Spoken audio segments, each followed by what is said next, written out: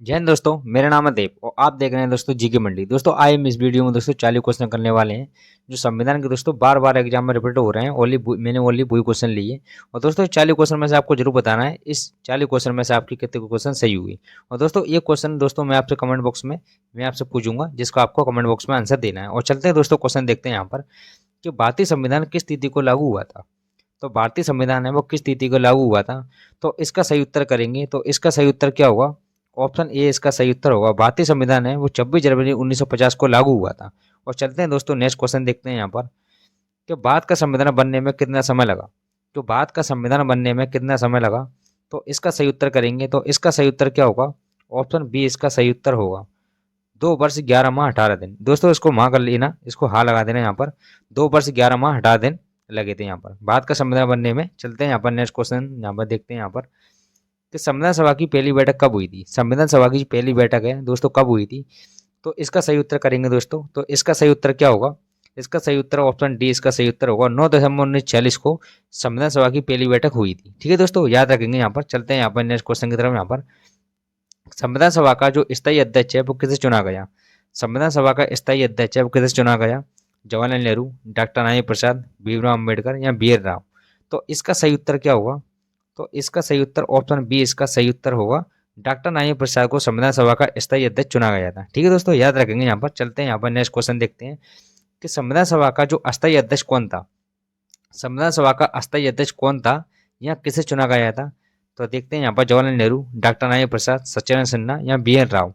तो इसका सही उत्तर करेंगे। तो इसका सही उत्तर क्या होगा? ऑप्शन बी इसका सही उत्तर होगा सच्चिदानंद सिन्हा को चुना गया था। संविधान सभा का जो स्थायी अध्यक्ष थे वो किसे चुना गया था? डॉक्टर नारायण प्रसाद को चुना गए थे। और अस्थायी अध्यक्ष किसे चुना गया था? तो सच्चिदानंद सिन्हा को चुना गया था। ये भी आपको याद रखना है। और चलते हैं यहाँ पर नेक्स्ट क्वेश्चन देखते हैं यहाँ पर कि पंचवर्षीय योजना है वो किस देश के संविधान से ली गई है। पंचवर्षीय योजना किस देश के संविधान से ली गई है? अमेरिका, इंग्लैंड, दक्षिण अफ्रीका या रूस।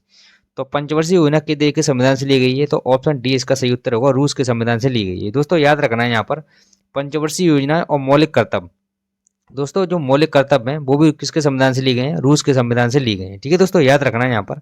और चलते हैं यहाँ पर नेक्स्ट क्वेश्चन देखते हैं कि संविधान की प्रारूप समिति के अध्यक्ष कौन थे। संविधान की जो प्रारूप समिति के अध्यक्ष कौन थे, तो इसका सही उत्तर क्या होगा? तो इसका सही उत्तर ऑप्शन सी इसका सही उत्तर होगा भीमराव अम्बेडकर थे। ठीक है दोस्तों, याद रखना है यहाँ पर संविधान की प्रारूप समिति के अध्यक्ष कौन थे, तो भीमराव अम्बेडकर थे। डायरेक्ट क्वेश्चन यही पूछते हैं यहाँ पर। और चलते हैं यहाँ पर देखते हैं भारत की संविधान सभा का संवैधानिक सलाहकार कौन था। भारत की जो संविधान सभा का संवैधानिक सलाहकार कौन था, तो इसका सही उत्तर क्या होगा? तो इसका सही उत्तर ऑप्शन डी इसका सही उत्तर होगा कौन थे? बी एन राव थे। भारत की संविधान सभा का जो संवैधानिक सलाहकार कौन थे, तो कौन थे? तो बी एन राव थे। उसी प्रकार नेक्स्ट क्वेश्चन देखेंगे यहाँ पर कि संविधान के अनुच्छेद 1 में भारत को क्या कहा गया है। संविधान के अनुच्छेद 1 में भारत को क्या कहा गया है? राज्यों का परिसंघ, राज्यों का महासंघ, भारत का परिसंघ या राज्यों का संघ। तो इसका सही उत्तर क्या होगा? ऑप्शन डी इसका सही उत्तर होगा राज्यों का संघ कहा गया है। भारत के संविधान के अनुच्छेद 1 में भारत को क्या कहा गया है? तो भारत को राज्यों का संघ कहा गया है। चलते हैं दोस्तों नेक्स्ट क्वेश्चन देखते हैं यहाँ पर। नेक्स्ट क्वेश्चन देखेंगे भारत के नीति निर्देशक तत्व है वो किसके संविधान से लिए गए हैं। जो भारत के नीति निर्देशक तत्व हैं वो किसके संविधान से लिए गए हैं? कनाडा के संविधान से, आयरलैंड के या अमेरिका के या जर्मनी के। तो इसका सही उत्तर क्या होगा? तो इसका सही उत्तर ऑप्शन डी इसका सही उत्तर होगा किसके? अमेरिका, आयरलैंड के संविधान से लिए गए हैं। ठीक है दोस्तों, याद रखना है यहाँ पर नीति निहित तत्व किसके संविधान से लिए गए हैं, तो आयरलैंड के संविधान से लिए गए हैं। उसी प्रकार नेक्स्ट क्वेश्चन देखेंगे यहाँ पर कि स्वतंत्र भारत के पहले कानून मंत्री कौन थे। स्वतंत्र भारत के पहले कानून मंत्री कौन थे, तो इसका सही उत्तर करेंगे यहाँ पर। तो इसका सही उत्तर क्या होगा? ऑप्शन डी इसका सही उत्तर होगा कौन थे? भीमराव अम्बेडकर थे। ठीक है दोस्तों, याद रखना है यहाँ पर स्वतंत्र भारत के पहले कानून मंत्री कौन थे, तो भीमराव अम्बेडकर थे। चलते हैं यहाँ पर नेक्स्ट क्वेश्चन देखते हैं यहाँ पर कि भीमराव अम्बेडकर ने संविधान की आत्मा किसे कहा था।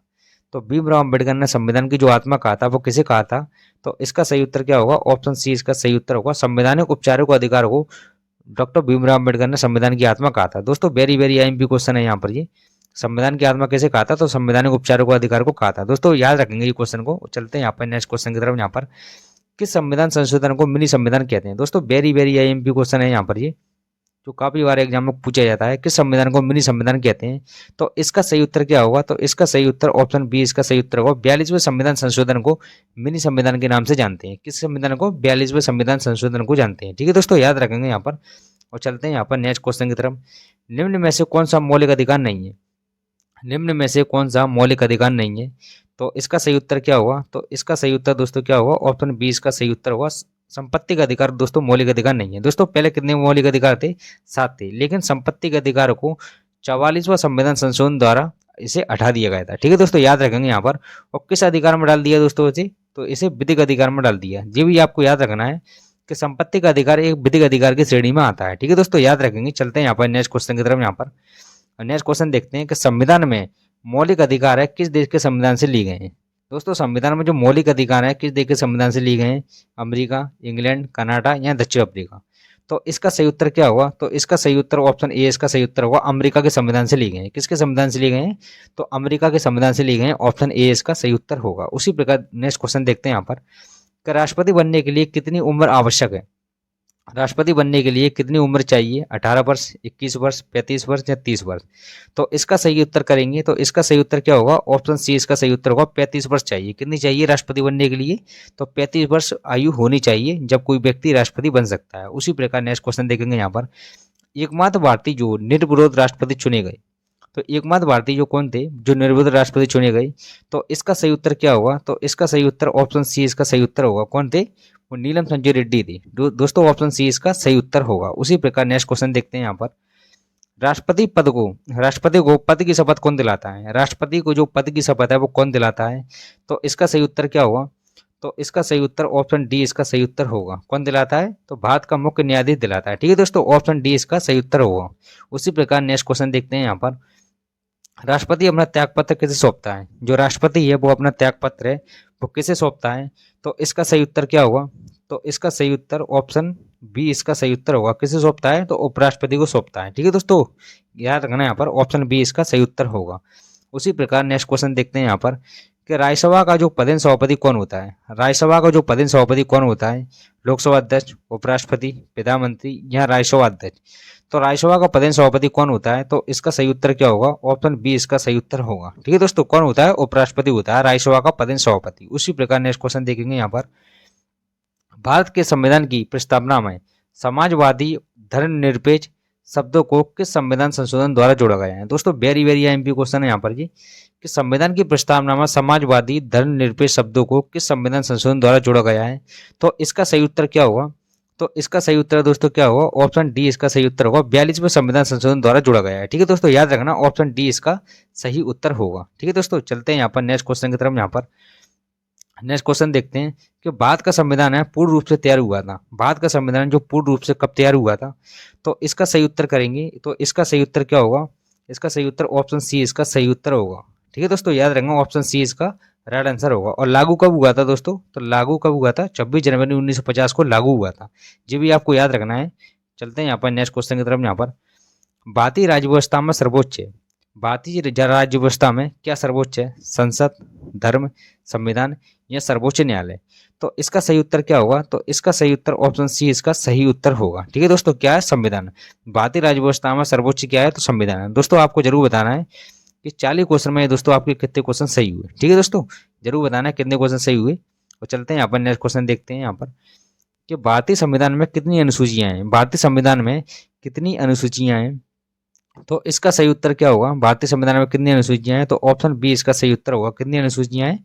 12 अनुसूचियां हैं। ठीक है दोस्तों, याद रखना है। दोस्तों एक लाइक तो दोस्तों जरूर कर दिया करो। लाइक तो दोस्तों आप बिल्कुल नहीं करते यहाँ पर।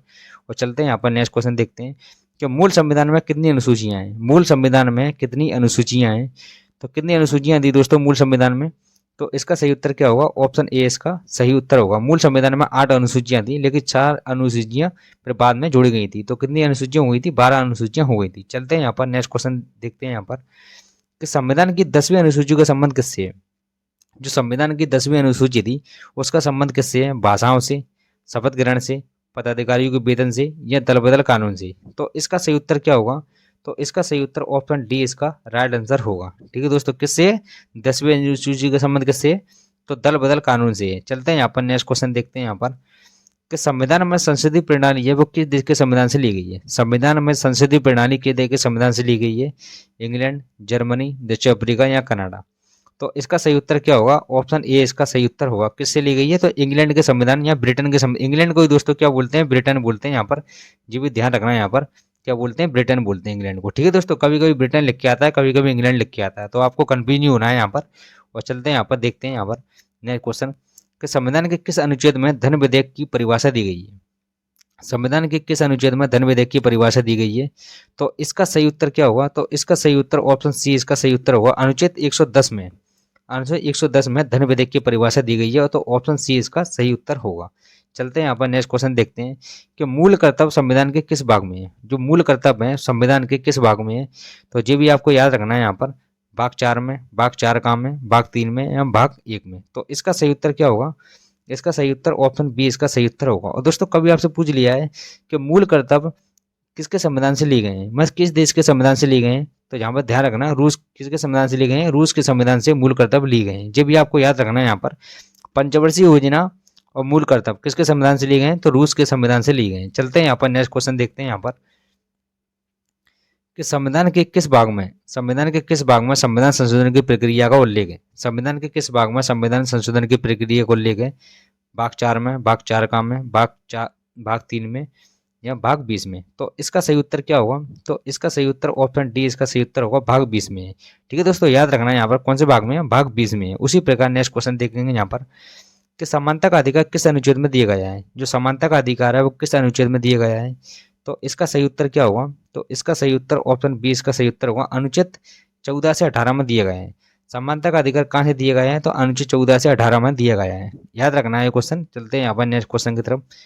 भारतीय संविधान की प्रथम दिन की अधिवेशन की जो अध्यक्षता है वो किसने की थी। भारतीय संविधान की प्रथम दिन की जो अधिवेशन की अध्यक्षता है वो किसने की थी, डॉक्टर नारायण प्रसाद, सत्येंद्र सिन्हा, जवाहरलाल नेहरू या भीमराव अम्बेडकर। तो इसका सही उत्तर क्या होगा, ऑप्शन बी इसका सही उत्तर होगा। किसने की थी, सत्येंद्र सिन्हा ने की थी। और पहली बैठक कब हुई थी इसकी, तो 9 दिसंबर 1940 को संविधान सभा की पहली बैठक हुई थी। उसी प्रकार चलते हैं यहाँ पर नेक्स्ट क्वेश्चन की तरफ। यहाँ पर कि भाषा के आधार पर बनने वाला, भाषा के आधार पर पहला राज्य किसे बनाया गया था, या भाषा के आधार पर बनने वाला पहला राज्य कौन सा था, तो ध्यान रखेंगे मध्य प्रदेश, महाराष्ट्र, केरल या आंध्र प्रदेश। तो इसका सही उत्तर क्या होगा, तो इसका सही उत्तर ऑप्शन डी इसका सही उत्तर होगा। किसे बनाया गया था, आंध्र प्रदेश को बनाया गया था। भाषा के आधार पर बनने वाला पहला राज्य कौन सा था, तो आंध्र प्रदेश था। ऑप्शन डी इसका सही उत्तर होगा। चलते हैं यहाँ पर नेक्स्ट क्वेश्चन की तरफ। यहाँ पर कि संविधान संशोधन की प्रक्रिया किस अनुच्छेद में दी गई है। जो संविधान संशोधन की प्रक्रिया है वो किस अनुच्छेद में दी गई है, तो इसका सही उत्तर करेंगे तो इसका सही उत्तर क्या होगा, ऑप्शन बी इसका सही उत्तर होगा। कौन से अनुच्छेद में है, तो अनुच्छेद 368 में दी गई है। और किस भाग में है, तो भाग कौन से में, भाग 20 में दिया गया है। ठीक है दोस्तों, याद रखेंगे यहाँ पर। और ये भी याद रखेंगे संविधान संशोधन की जो संविधान संशोधन की प्रक्रिया है वो किस देश के संविधान से ली गई है, तो ध्यान रखना है यहाँ पर, किसी देश के संविधान से ली गई है, दक्षिण अफ्रीका के संविधान से ली गई है। किससे ली गई है, दक्षिण अफ्रीका। ठीक है दोस्तों, यहाँ पर याद रखना दक्षिण अफ्रीका के संविधान से ली गई है। चलते हैं यहाँ पर नेक्स्ट क्वेश्चन की तरफ। यहाँ पर कि मौलिक अधिकारों को निलंबन कौन कर सकता है। मौलिक अधिकारों को जो निलंबन है वो कौन कर सकता है, प्रधानमंत्री, संसद, राष्ट्रपति या सर्वोच्च न्यायालय। तो इसका सही उत्तर क्या होगा, मौलिक अधिकारों को निलंबन कौन कर सकता है, तो ऑप्शन सी इसका सही उत्तर होगा, कौन, राष्ट्रपति। राष्ट्रपति में दोस्तों वो शक्ति होती है जो मौलिक अधिकारों को निलंबन कर सकता है। उसी प्रकार नेक्स्ट क्वेश्चन देखेंगे यहाँ पर, संविधान के मूल अधिकारों का, मूल अधिकार या मौलिक अधिकारों का संरक्षक कौन होता है, तो इसका सही उत्तर क्या होगा, तो इसका सही उत्तर ऑप्शन ए इसका सही उत्तर होगा, कौन होता है, न्यायपालिका होता है। संविधान के मूल अधिकारों का संरक्षक कौन होता है, तो कौन होता है, न्यायपालिका होता है। ऑप्शन ए इसका सही उत्तर होगा। उसी प्रकार नेक्स्ट क्वेश्चन देखेंगे यहाँ पर कि संविधान का कौन सा अनुच्छेद है वो छुआछूत उन्मूलन से संबंधित है। दोस्तों वेरी वेरी आईएमपी क्वेश्चन है जी, जो काफी बार एग्जाम में जो क्वेश्चन डायरेक्ट पूछते हैं यहाँ पर, संविधान का कौन सा अनुच्छेद छुआछूत उन्मूलन से संबंधित है, तो ऑप्शन बी इसका सही उत्तर होगा, अनुच्छेद 17। ठीक है दोस्तों, क्या है, अनुच्छेद 17 छुआछूत उन्मूलन से संबंधित है। उसी प्रकार नेक्स्ट क्वेश्चन देखेंगे यहाँ पर कि भारतीय संविधान के अनुसार संपत्ति का अधिकार क्या है। भारतीय संविधान के अनुसार संपत्ति का अधिकार क्या है, मूलभूत अधिकार, विधिक अधिकार, दोनों या इनमें से कोई नहीं। दोस्तों मैंने आपको बताया था संपत्ति का अधिकार कितने थे, 7 थे, लेकिन संपत्ति का अधिकार को 44 संविधान संशोधन द्वारा हटा दिया गया था। और किस अधिकार में डाल दिया था उसे, तो विधिक अधिकार में डाल दिया था। तो ऑप्शन बी इसका सही उत्तर होगा। ठीक है दोस्तों, याद रखना है यहाँ पर। और चलते हैं यहाँ पर नेक्स्ट क्वेश्चन देखते हैं कि भारतीय संविधान के अनुसार देश का प्रथम नागरिक कौन होता है, राष्ट्रपति, प्रधानमंत्री, लोकसभा अध्यक्ष या उपराष्ट्रपति। तो देश का प्रथम नागरिक कौन होता है, तो ऑप्शन ए इसका सही उत्तर होगा। भारतीय संविधान के अनुसार देश का प्रथम नागरिक कौन होता है, तो राष्ट्रपति होता है। तो काफी बार एग्जाम में क्वेश्चन ये डायरेक्ट पूछते हैं यहाँ पर ये। और चलते हैं नेक्स्ट क्वेश्चन देखते हैं यहाँ पर कि भारतीय सशस्त्र सेनाओं का सर्वोच्च कमांडर कौन होता है। भारतीय सशस्त्र सेनाओं का सर्वोच्च कमांडर कौन होता है, राष्ट्रपति, प्रधानमंत्री, लोकसभा अध्यक्ष या उपराष्ट्रपति। तो इसका सही उत्तर क्या होगा, ऑप्शन ए इसका सही उत्तर होगा। कौन होता है? राष्ट्रपति होता है। भारतीय सशस्त्र सेना को सर्वोच्च कमांडर कौन होता है? राष्ट्रपति होता है। दोस्तों दो दो बार मैं ये चक्कर में बोलता हूँ क्योंकि आपको दो दो तीन तीन चार चार बार मैं बोलूंगा ना तो आपको जानवर सुनोगे तो जानवर याद रहेगा। ठीक है दोस्तों, चलते हैं यहाँ पर नेक्स्ट क्वेश्चन देखते हैं यहाँ पर कि संसद के दो सत्र के बीच अधिकतम कितना अंतर दिया जाता है? संसद के दो सत्र के बीच अधिकतम कितना अंतर दिया जाता है? तो इसका सही उत्तर क्या होगा? ऑप्शन सी इसका सही उत्तर होगा। कितना अंतर दिया जाता है? 6 महीने दिया जाता है। उसी प्रकार दोस्तों ये क्वेश्चन दोस्तों जो आपको आंसर देना है कि संघ की कार्यपालिका की शक्ति किसमें निहित होती है, तो इसका आंसर दोस्तों मैं कमेंट बॉक्स में आपसे दे दूंगा। और ये 40 क्वेश्चन में दोस्तों आपको जरूर बताना है कि इसमें आपके कितने क्वेश्चन सही हुए। और इसी तरह दोस्तों वीडियो आने वाली है और मिलते हैं नेक्स्ट वीडियो में दोस्तों। बाय।